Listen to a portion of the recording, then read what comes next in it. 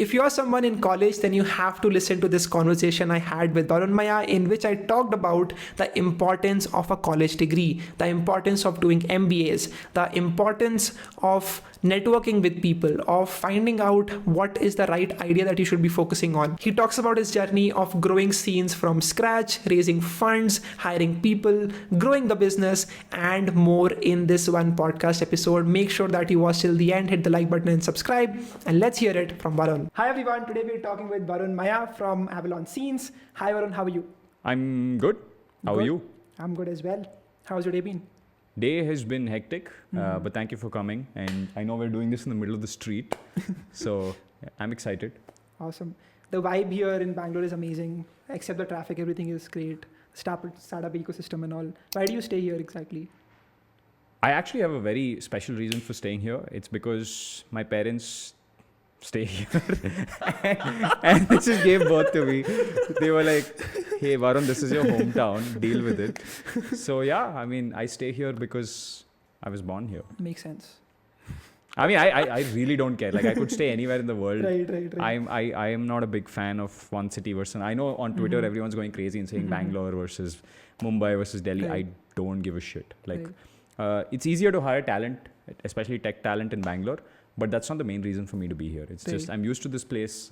I don't want to move around. So a couple months ago, you made that reel in which you were talking about how you are not in for MBA, right? I think that's a very diplomatic way to say it. Yeah. You should actually just play the reel. The average view duration is going to go up.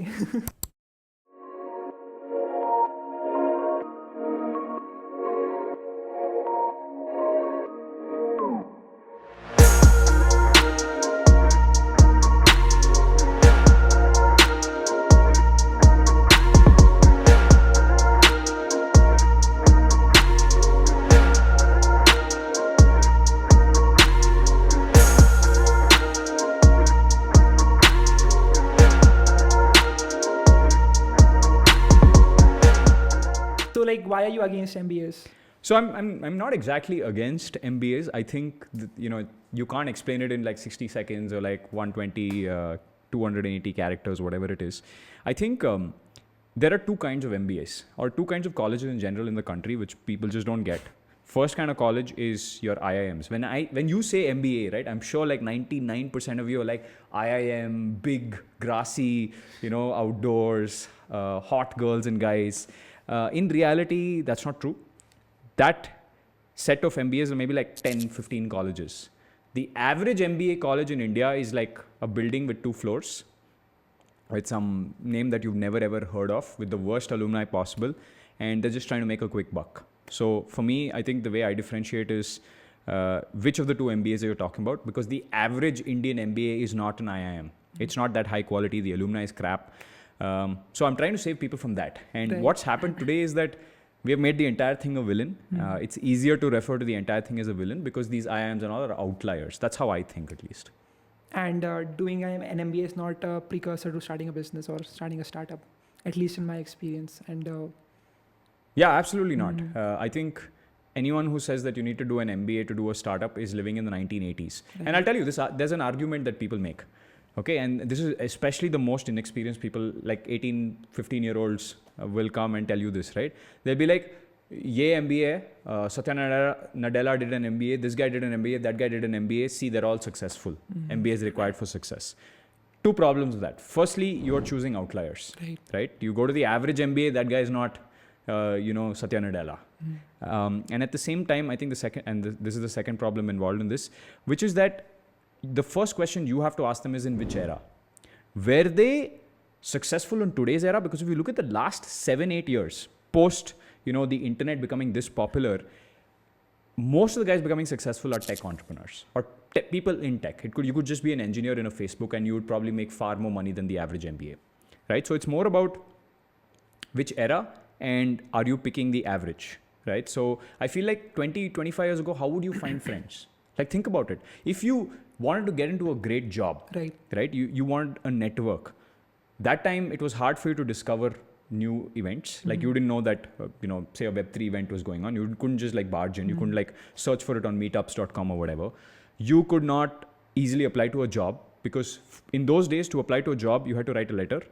put it in your mailbox, and then ship it to wherever you wanted that. And you'll have to discover that job. So it's very hard for you to discover jobs as well. We underestimate how easy the internet has made it to make friends, build an alumni even if we don't actually have an alumni, and finally to actually go apply to a job when you are not physically there, right? Like, I think even now there are some old school companies that says walk-in interview, right? And this is right before the pandemic. Today we think about walk-in interview like, hey, remote jobs. Right. But we forget about how quickly the internet has evolved. We forget about how just in essence the world has evolved and adapted to the fact that we can do remote work.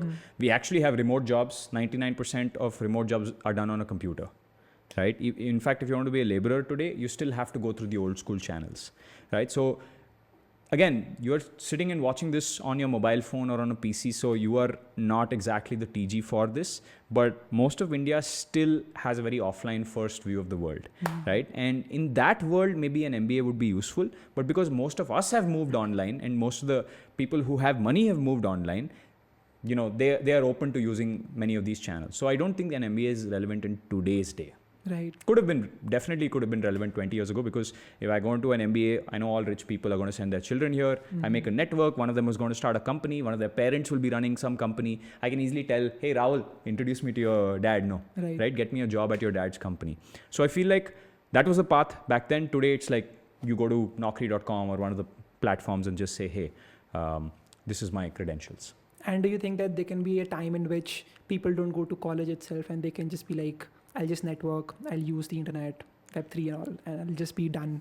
I can network with people. I can come to places like Bangalore and I can find opportunities, right? Can that ever happen? You know, there are so many kids I know that have come to Bangalore in the hope and the dream that I'm going to have a better life, better network, and nothing happens. They come, they'll rent some PG here, and then nothing happens because nobody is going to come knock at your door and be like, Aja, right? Come check out this awesome city with me. Right. You have to put in the effort, right? So that I'm not a big believer that college is going to disappear, because there is one very important part of college, and that part is the campus and the ability for you to make friends. Think about it, right? And just do this test. Anybody watching, just do this test. Think about the top 5 friends you have. Assuming you're under the age of 20, think of the top 5 friends you have. Where did you find them? And I will kind of give you the 2 or 3 places that you might have found them.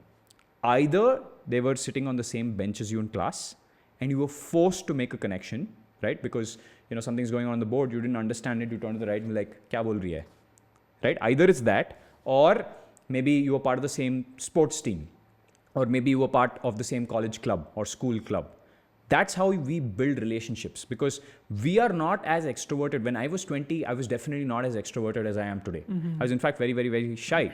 And I wouldn't go to a random person and be like, hi, right? There wouldn't be an entire graveyard of YouTube videos saying how to talk to a girl if we were all extroverted, right? So we are not extroverted, especially when we're young, and we need some agent to create connections between us. I'll tell you how I made my friends in college.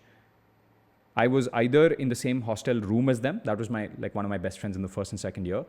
I was either in the same class as them, same bench as them. They were in the same, club as me, let's assume. And eventually, when I got old enough in the 3rd and 4th year, I started hiring people. I started a company in the 3rd year of college, and I was old enough then and mature enough and had a little bit of that extroversion to be able to go up to people and say, hey, let's start a company together. So if you remove that, Ishan, then how do people network? How would people build that seed of a network? I call it a seed because the way networks work is they're branching. I know 3 guys. I know you. You probably know somebody else. Right. I'm just going to say, hey, Ishan, can you introduce me to this person? Or you maybe want an intro to some entrepreneur. You just text me and I will introduce you to that person. Your network's growing via me. So I think those first 4-5 friends, that seed of a network, is not something that will just fall from the sky. Right. It has to be created by somebody. Now, can the internet do this? Sure. But you have to know the right place to go to do this.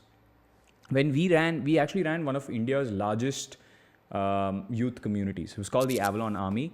And when we ran the Avalon community, we actually forced people to talk to each other. We'd run quizzes, right? That same thing that I told you, the college, the vibe of trying to meet trying to connect people by putting them in the same room on the same activity. I feel like if Nobody's creating that. You're not going to go find it by yourself, right? So, and there are still, how many Avalon Army communities were there? There were like 1 or maybe 2. Because somebody needs to put in that effort, and I think college actually does a good job of that. In terms of studies, are the studies useful to you? Absolutely not. Right. I think they're a waste of time in my era. I'm sure it's a waste of time in this era as well. Makes sense. I actually found my co-founder from my college, and then I can just like talk to people right now because I have a network. The first seed has to come from college, of some place where you can have a learning together or something. Yeah, That is important. How did you transition from doing an agency business to now having cohort-based courses and to currently doing scenes, right? And why did that really happen? Why couldn't you just work on agency, build like an agency business and hire more and more people? Yeah. Because a lot of people, I make a lot of content about, agency, YouTube marketing, basically whatever I'm doing, I teach people about that. So how did the transition happen for you? I would rather jump off a bridge than do an agency again. Here's why, right? So a little bit about my story or my history for those of you that don't know. In the third year of college, I started a freelance agency called Sizer. We were billing our clients we started with t-shirts, and we were making like 10 rupees or something per t-shirt. Wasn't great. We evolved from t-shirts to actually writing code for some of our clients.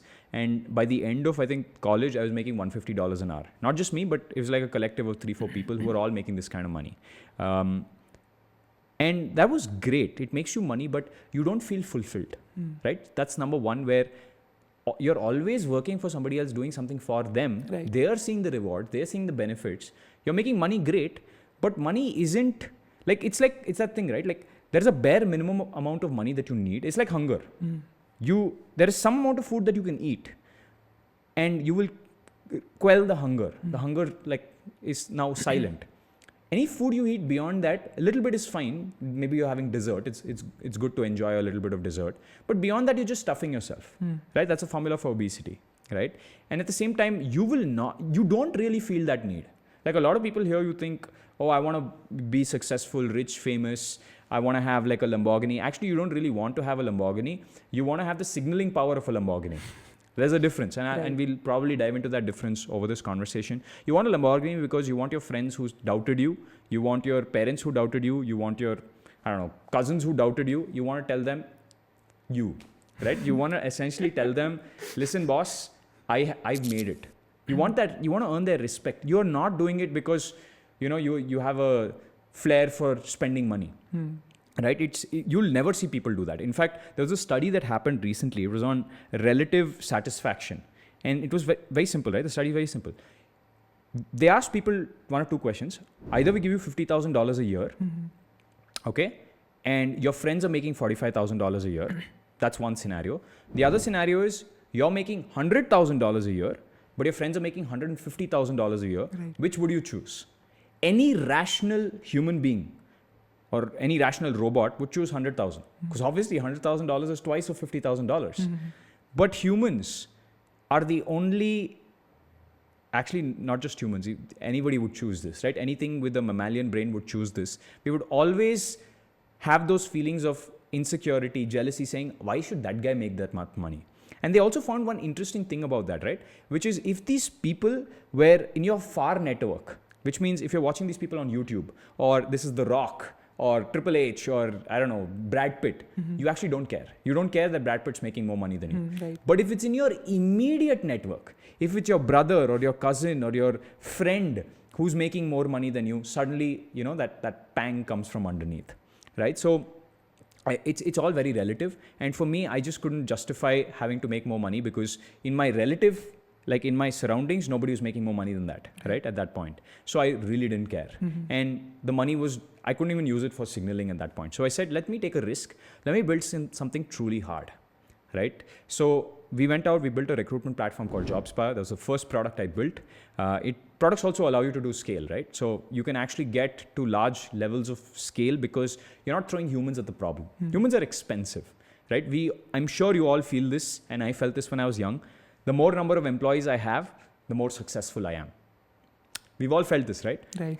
Actually, now I believe the opposite of it.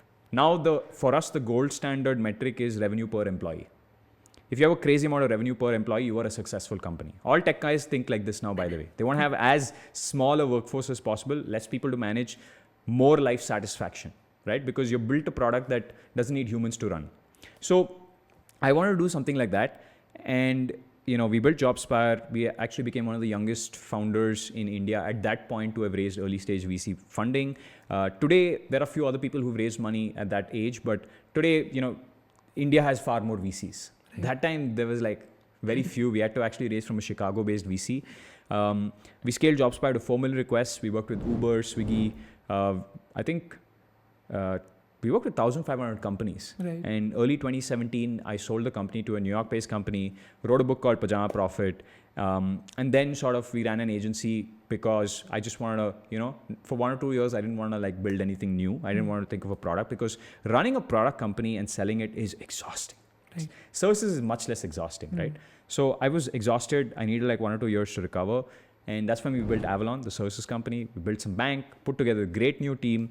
And then we sold some courses. I think because we had put out this free segment called Meta Startup, where I taught people how to start up for free. This is on YouTube. It's still on YouTube. It's on my channel. I think just look for Varun Mayya on YouTube and you'll find this entire series completely free, because at that point, everyone was charging money and nobody was tactical. It was all the Vivek Bindra types of back.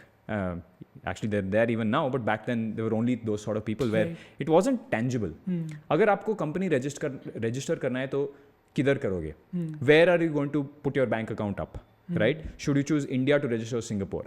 What are cap tables? How does dilution work? Right? So I wanted to go after technical questions and help people who really wanted to start something rather than the just masses. That is an amazing series, I would say. Everyone to check out if they want to do startup. And it's the OG series. You'll be surprised how many entrepreneurs have been through that series. So we did that for a couple of years. We sold some premium courses on top of that. So we had sort of a funnel where people would watch the free stuff, and then some people would come for personal mentorship. And then we also ran that community side by side. For us, in the beginning, community was just a way to keep connected with our audience, because remember when I started putting out YouTube content, I had an audience. I was like, I want these people to talk to each other. The same college problem that I told you about. A lot of kids were suffering because they had the content in college, but their friends sucked. And many of you have this, right? Your friends might be not ambitious. Your friends might be, they might not match your vibe. They might not match the kind of person that you are, the ambitions that you have, right? And your ambitions, again, it could be as simple as social signaling ambitions. I want a Lamborghini. Or it could be ambitions like, mujhe kuch karna hai life mein. Not to prove to somebody else, but I just want to do something, right? So it was those sort of things that we created a community for, where you could find people online. And not only did we hire people from it, we also allowed people to hire each other and make friends and start companies. And we have so many success stories of jobs, companies, people creating things, people having fun. We were truly the first community like that in India. And then we sold some courses, some premium courses. That did really well. But I found that as we started selling these premium courses, we were doing services. Right. My time was going, sitting in front of a camera, saying, ye karo, wo karo. And I was like, I don't want to do this, right? So I didn't want to be a services company again, no matter the amount of money we're making. And by the way, all the guys doing courses right now are making ridiculous amount of money, if you have reach, if you have distribution. But I didn't want to keep doing it. One was fine, but if you keep doing it, then there's nothing differentiating you from the services company that I did 10 years ago, right? Nothing changed. And I was hungry to build a product. So I said, hey, we've built a community, let's build a better app to build communities, right? So that's what we started building. We built scenes. We raised money from some awesome people, some friends, some acquaintances, some angels. We raised money from everyone from Kunal Shah to Gaurav Munjal to, Better Labs to, I don't know, we have 40 investors on the cap table now. So we built that. Today, we're a profitable company that's, that's growing like crazy, but growing profitably, right? There are a lot of startups today that are just growing, but they're not making money, right? They're getting users, but the minute somebody offers the same thing for cheaper, the users will leave. It's not the case with our business. We have pretty stable business, but took us a while to get here. What's the dark side behind VC funding that not a lot of people see? Because, I went to my college, the last 3 weeks I was in college, and people used to just ask me, okay, what business are you having? I said, market up. Okay, awesome. What is the funding? It's like, no, I don't need a funding. This is a proper agency thing that we're currently doing, and we're doing really fine. We're doing bootstrapped. We have nice margins and all that. And they're like, okay, fine. Right? They don't understand bootstrapped. All they really care about is the funding amount. Yeah. And then they'll be like, okay, this is amazing. You're doing amazing. Best of luck, something like that. Yeah, you know who fucked this up? Who? It's the media. Because think about it, right? Like the average person, where do they get their startup news from? Media. Newspapers. Right? Newspapers. Somebody will say, or it need not even be like physical newspapers. It could be online, right? So it could be somebody saying, hey, this company has raised 2 billion. This company has raised 3 billion. This company is a $1 billion company. This company got, acquisition is fine, but like funding is like, it's just getting the resources. It doesn't mean by any means that you've become successful. There's a very good story of a company now called Fast. They've raised $100 million. They have less revenue than Avalon. Oh. Right? So the thing is, there's no correlation. And sometimes, especially second-time founders, and I'm like a third-time founder now, I am not going to, like if I had to run a business after this, I would never raise $1 in capital. A, because my personal needs are more or less done, right? So I wouldn't need to raise capital to keep my family afloat or anything like that. And secondly, I think that when you're building a business and you really care about it long term, and you have a VC sitting on that saying, ye karo, wo karo, it's just a misalignment of incentives, right? So the VC is telling you to do one thing, but you are sitting on the ground, right? You know what's happening on a day-to-day basis. Right. So I feel like as I get older, different things are more important in my life. When I first raised funding, it was great news, right? That's in fact, to be honest, that's what built my story in those days. Right? It was my story in those days. But I wouldn't do it again. And there are so many pitfalls in raising VC capital. People don't even know the start of it, right? So, and again, I'm VC backed, so I'm not saying it's bad. There are reasons why you might want to go for it, especially if you have competition that is going neck and neck with you, right? Today, some of my competitors have raised like 25, 30 mil from Tiger, right? So I have to raise capital to keep up. Right. But if I was in a space, like I was in an agency, the average agency has a limit to the number of clients they can work with, right? So I know that there's always, as long as there's a gap, you can build an agency. Anywhere there's a gap, right? But it's not the same with startups. Think about it. In food delivery, most of you guys know Zomato and Swiggy. But before Zomato and Swiggy, there were companies like Tiny Owl. There was companies like Tapzo. Where did all those companies go? Food Panda. Food Panda. They're all dead, right? And the reason they're dead is because the way it works in consumer business especially is the concept of monopoly. VCs place all their money on winners, and the more money a company has, the easier it is for you to discount it. Why do companies discount? Have you guys ever thought about that? There is What a does that mean exactly? So discount means give you discount coupons. Right, okay. Say, okay, I'll sell at a loss. Why should a company ever sell at a loss? You think these people are stupid?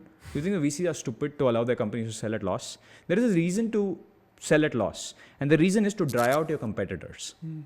Right? Obviously, because if I'm selling something for free, you can't compete with free. Right? But more than that, it is to dry out your competitors. Right? So if there's a Tiny Owl and I'm selling things at much cheaper than Tiny Owl can afford, if Tiny Owl can't raise its next round of funding, it's dead. And if I wait 3-4 years and I'm the biggest one around, right, and I've been selling for free all these years, now I can turn on the machine and start charging more money. Amazon did this very successfully, by the way. Amazon was unprofitable for many, many, many years and then suddenly turned on the profitability after there was no competitors left, right? So it is a viable strategy. In consumer, and we are a B2B tool, so we are not a consumer app, so this doesn't apply to us. But that is the one need for VC, and that is I'd raise VC if I was in a very, very, very competitive space. Right? And I am in a very competitive space, so I had to raise money, although we're not consumers, so it doesn't affect us that much. So I can afford to also be profitable and run on my profits. Hope that answered the question. Definitely. A big question people have is how do you manage your time? Now you are running a business, you're having a lot of people that you work with. How do you get work done? And how do you create that focus, that sense of flow? That you're just getting work done every single day. How does that really happen for you? Yeah. So two sides, right? It's the content creator side, which by the way, I've neglected for a very long time.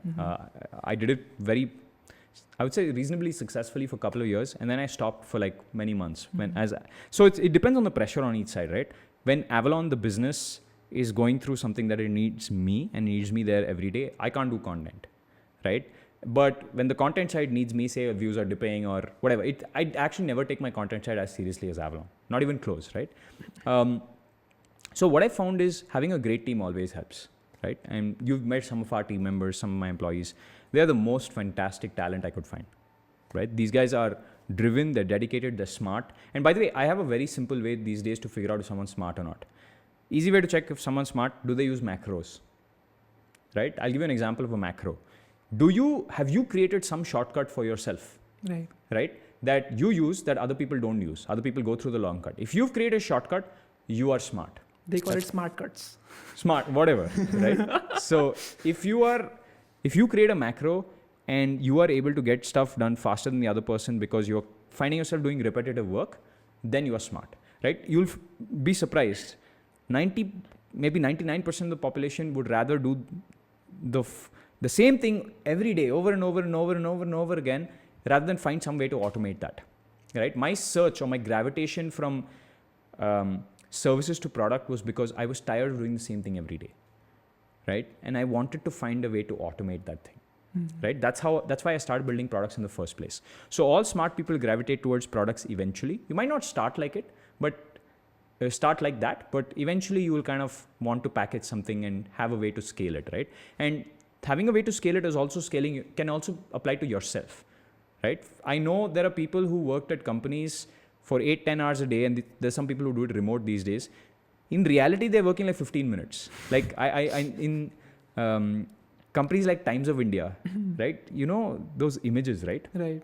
Like Katrina Kaif's image or whatever. You know, the background is removed. You know that, right? Right. So there is a guy in Times of India who was responsible for removing background images, right? And this is at a time where there were no tools. Then, tools came out. Right? Like in the beginning it was Photoshop, where there's still a little bit of manual effort. And now there are like automatic AI tools that remove the background. I know one guy, I'm not going to take names, but he essentially just moved his work to a tool. That tool is $19 a month or something like that, right? The paid version of that tool. And he gets paid like $35,000 or something like that. So his job is on autopilot. He's like, the company sends him like 10 things. The publishing team sends him 10 things and says, remove the background. He just puts it on the tool, sends it at the end of the day. Right. So those sort of people I feel are very smart, who create those sort of macros, right? So, I have a great team. They create macros. I've created macros for myself. That's how I manage my time. And if you want to scale beyond yourself, you have to start thinking like a team. Like you have to get the right people around. Anyone who reaches any scale in anything creates a team. Right? That's what I remember we spoke about this yesterday as well, right? Where I told you that find a way to kind of get a team around this. Otherwise, you are just going to find this to be like a time drain. Awesome, bro. How do you find a co-founder that you can trust and you can work with for the long term? Naval talks about this, play long-term games with long-term people. How do you find out that this friend of yours is the right person to go for this thing? Yeah, I think the big problem, and I assume you're talking in the context of like 18 to 22-year-old kids, right? Yeah. Your audience. The problem is many of your friends are like very immature, right? So their approach to life and your approach to life might be very, very, very different. So that's the big problem in essence, right? That do these people match my vibe? Because if you and your friend are both very conservative, let's assume that you're very conservative, you don't want to spend money at all, you're complete misers, then you will match well. You'll build a good company together. It's not a bad thing. It's a very good thing. On the flip side, if one of your co-founders is a spendthrift, wants to just spend on growth, and you are not like that, you guys are going to have fights, right? In fact, co-founder fights are one of the top 1, 2, or 3 reasons why companies shut down, right? And people at that age, you don't know how another person is, but I think the bigger problem is they are so young, or you are so young, that even you don't know what will piss you off or how you will react in certain situations. Today, I know the kind of people I can work with. I know the kind of people I can't work with. I know enough about myself. I know my weaknesses. And I am comfortable in going in public and saying, here are my 3 weaknesses. I think you solve these 3 weaknesses. So you also have to find that complementary skill set, right? You'll see this in every anime. You won't have 3 main characters who are all exactly the same. You'll have 3 main characters, and they're slightly different. The personality will be different. They complement each other's skill set. But at the same time, they all have this similar outlook towards life. Like the general thesis is the same. They're either all good guys and eat the same food and stuff like that, right? So there are you have to look for some similarities and some differences. The differences have to be skill sets, right? Differences have to be skill sets. So that's what I've generally seen work well. And I think many of you guys will get it wrong. Like, I think it's okay. Like I've had it wrong multiple times. So it is okay for you to find a co-founder, find this is the wrong person, because you learn something about that guy or the girl, and you also learn something about yourself. I think most important is learning about yourself, so you know what kind of mistakes you made. I think it's okay to make a mistake once or twice. It's not okay to keep making that same mistake. And I think the difference between making a mistake once or twice versus making a mistake 20 times is understanding yourself. That's a tweet right there. All right, bro. So, we consume your content. Thousands of people watch your videos. They learn from you. They learn from your mindset and your perception of the world. What content do you consume, and how do you get smarter with time? Yeah, I actually don't sit and watch YouTube content, right? I do it as social experiments in case I want to learn about how people think or what people are watching, but I don't watch content in the hope that... I watched the WWE, right? I used to watch it when I was very, very young, and now I watch the clips on YouTube, but I don't watch other YouTubers, right? So I think that because I know how these YouTubers think, I know that they're fooling their audiences. Most of them are, right? So when your incentives suddenly get maligned, right, which is misaligned with what you want, what your audiences want, and what you're looking for growth. Because I said this before as well, right? People do what gets them the applause, right? So if, say, you're a YouTuber and you go out and you say one thing, nobody reacts. Maybe you say, here is how you solve differential equations. Let's assume, right? Nobody's going to react to that, suppose. But you come out and say, ye ladki aisi hai, and you start getting claps. What are you going to do more of if your incentive is viewership? Tell me, what are you going to do more of? You're going to do more of whatever gets you the views. Every channel, check out their first ever video, check out the most recent videos. You'll realize the last 100 videos are more similar to each other than the first 10 or first 100 videos, right? Because people start figuring out a formula and start doing more of it. Product market fit or channel market fit in a sense, right? So that's my problem. That's why I don't watch YouTubers. With WWE, the reason I watch it is because I know it's fake. They are also like, it's an open secret, right? That this is completely fake. The problem with you guys is you watch YouTubers and you think what they're saying is real, right? I know you're a YouTuber, so I obviously, right? It depends on the YouTuber as well. But with the WWE, what I like is I know it's fake, but I watch it for the entertainment, right? So watch it for the entertainment, whether it's scripted or not, doesn't matter once you know or assume it's scripted. Right. So that's how I do it. But where I consume my information is research papers. I consume it from Twitter, especially from some of the largest guys, or not even largest. It's more like these high signal, low follower accounts. They might have like 1,000, 2,000 followers, but they understand their space very well, right? For example, there's this one Twitter account I follow that just talks about product management tips from China. Okay. Right? And they translate it to English and kind of keep putting those tips up, where they're like, okay, in China, people are more comfortable buying as a group, right? And the cool part about those things is I get to learn what are the differences between India and China in terms of product consumption. How do they use products? What kind of features make sense for them? I don't think that account is ever going to get 100,000 followers, right? Because it's so niche. So I find this high signal accounts. And the way I kind of solved this for myself, because I know as I get larger, I'm also going to become like that, right? Fuzzy. I've created 2 channels. I have Varun Mayya, which is my main channel, where, slowly over time, I'm starting to get more and more generic while still keeping value. So I keep my titles clickbaity, but I try to deliver value in the videos. Right. And then I've also got this other channel called Varun Mayya Level 2, which is like proper fucking signal. And you can see the difference. The main channel has like 68, 69K subscribers. The smaller channel has like some 5,000 subscribers, but the small channel has like full tutorials on how to do Unreal game development, for example, right? So it's like one eye zooming in, one eye zooming out. It's like sort of that strategy that I'm taking. I think what you are basically doing is there's this quote, right? You are seeing how they are selling and not what they are selling. I learn, like for example, right? And this is something that a lot of people who've met, say, Tanmay Bhatt will tell you about it. They will always say that Tanmay Bhatt's a comedian. Right. His content is comedy content, but you meet him in person, he's like really smart. Or you talk to him in person, you'll realize this guy's like insanely smart. And the reason you realize he's insanely smart is because his entire personality changes when he's with you or talking to you one-on-one, right? If you've ever been on a Zoom call with Tanmay, he doesn't talk like how he talks on camera to like random other people. So he's split his personality into 2 parts, right? And he's created a lot of macros for himself, right? You'll see this. So, for example, the way he laughs, everything is like productized at this point. I'm talking about to the public, right? Which is exactly what a lot of YouTubers aspire to be, and which is, in my opinion, the right formula, right? And it becomes part of his YouTube face. And there are a lot of people like this, right? You'll see this with presenters on TV where, when they're off air, they're like doing some reading or whatever. The minute they're on air, suddenly their personality changes. So, yeah, I mean, you need to find out the person behind the camera, right? Or find out how that person behind the camera thinks and does stuff. That is what you need to use as your, let's say, path to doing certain things. Mm-hmm. What gives you happiness right now? What gives me happiness? Yeah, I think I'm too old to think in terms of like happiness, sadness. Okay. I'll tell you what that means, right?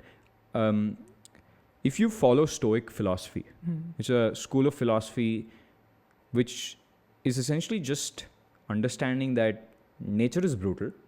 Nature is going to do brutal things. And I learned this because I think in 2015 or 2016, I felt really sick, right? I had a very weird disease and it lasted for a very long time. So I was always like, why me? Right? But after some time of facing that, you adapt, right? And you're like, okay, this is how it is, right? This is nature. It's cruel. You're not guaranteed, anything. Even it need not even be health, right? I learned that the world is unfair. So I don't ever keep happiness as sort of the goal for me, because I know that it's a wisp, right? The minute you try to touch it, it's like smoke. It falls through your hand. So I don't even look at happiness. I just focus on seeing how I can add value to the world, how I can build cool stuff, how I can keep my mental health. And that's very different from happiness, by the way, in my books. I'm okay with being unhappy as long as it doesn't affect my behaviors too much. A little bit, it's understandable, right? So I try to make sure that it's not my North Star. I know for a lot of people it is. Like on Twitter, you'll find people always talk about happiness. Like if you're sad, sad, there is a level of sad where it's like proper depression, and there go get chemical treatment, which is fine and should be whatever. It's like having a common cold. But I'm talking about like mild sadness, right? For example, I felt sick today. Just deal with it, right?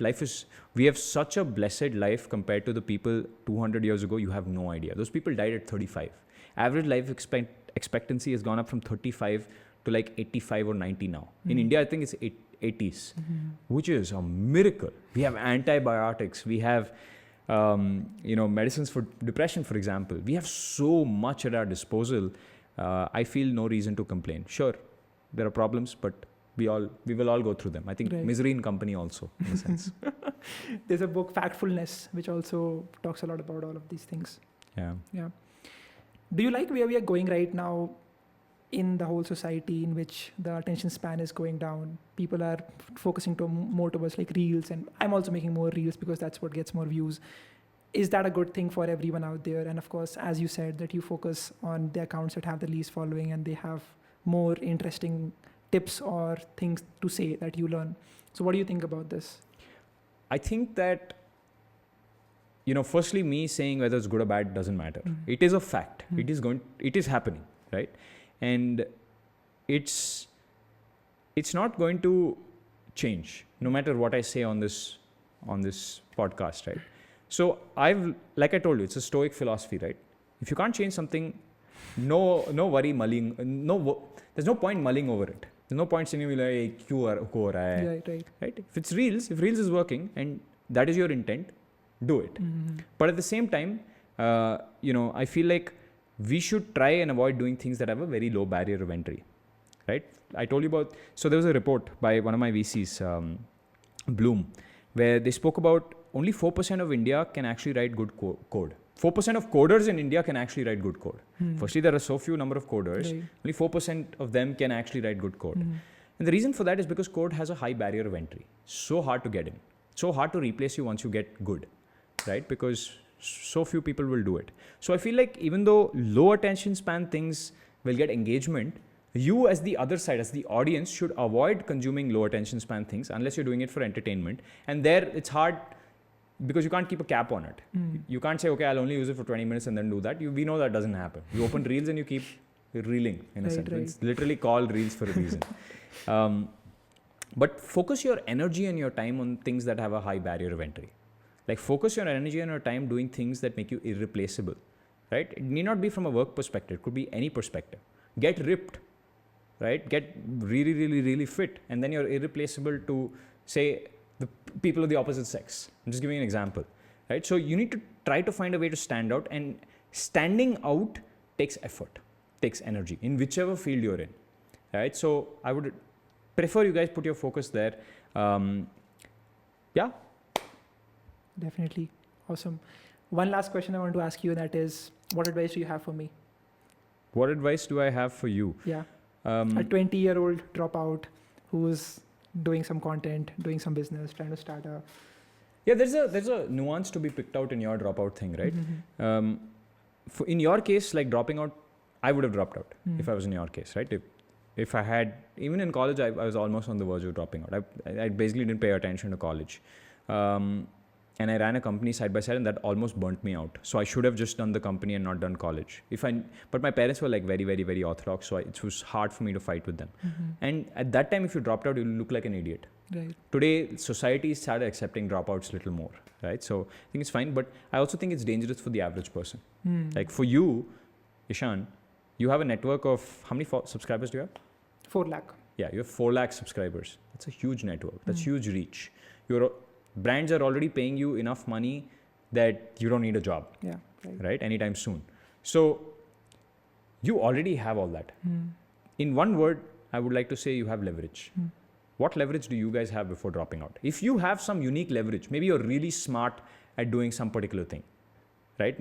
And the leverage I had in college was not the money we had made. That was also nice. But the leverage I had was I could write quality code when I was in college. I could build great products. And I had proven track record of it even before I left college. That was my leverage. I knew other people couldn't copy it easily.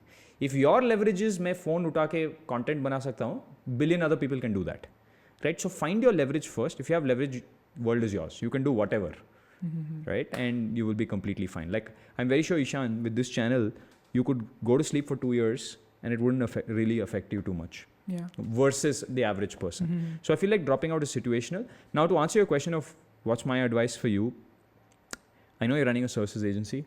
I've told you this before, get rid of it. Right? It's kind of pointless for you to be running a services agency when you could build a product that scales far beyond, because services agency are very hard to scale. They start really draining you after a while and you don't feel fulfilled. I mean, you doing good content for somebody else, let's assume, or helping them create content for their businesses. After a while, you just realize, why am I doing it for them? If I just focus that extra energy here on my own channel, I would make more money, right? Or I would be able to, use that same time to build a product. See, I'll tell you why you're doing it. Like my thesis, I could be wrong, I could be right. You're doing it because when someone asks you, what do? You don't want to just say YouTuber, right? It's my assumption, I could be wrong. You don't want to just say YouTuber because that might sound in the Indian context a little bit shady, right? You actually don't understand how wrong you are about that, right? Today, the world is like, you're a YouTuber, you have reach, you have distribution, they'll come touch your feet, right? So you already have that leverage. You do not need to prove yourself by saying, I run this business on the side doing this. Now, if you say, okay, I'm running the business to learn about other people's channels because I help them manage the channel, it's a different thing, right? But I think you already figured out channel market fit in your own sense, so you don't need to do it. I would get rid of it, and I would pride myself more on having less number of employees, fulfilled, happy, long-term, right? Rather than having more number of employees trying to run something just to prove something to other people. That's just my thesis on things. And I feel that find a product that could really help people because that scales like anything. That's finding oxygen. Yeah, find something oxygen, right? I keep using the word oxygen, which means there are two kinds of products, right? There are products that you really need to survive on a daily basis. Like you really need, say, Urban Clap, right? Or a plumber in general, and the services the plumber could provide you. You really need that. Because if you can't fix your, let's say, fridge, you can't store food. Big problem for you, right? TV, entertainment, it's reasonably big problem for you, right? But some people build products that are just not oxygen enough, right? And sometimes it will also be not oxygen enough for enough number of people, right? You build a product that only makes a certain amount of money. For example, if you build a background removal tool, only the guys at Times of India that want to automate their job will use it, right? There are not enough people in the world that might use just that tool instead of having that built into Photoshop, right? So yeah, I mean, I'm sure you'll figure it out. You're definitely very be young, working you on have that. the distribution, you have plenty of time. Mhm. Even if you do nothing for 10 years, you'll be completely fine. No, the reason I asked you the dropout question was that I was afraid 2 lakh people watched that video in just 1 week. I just don't want to give the signal that you drop out, you do whatever you want to do.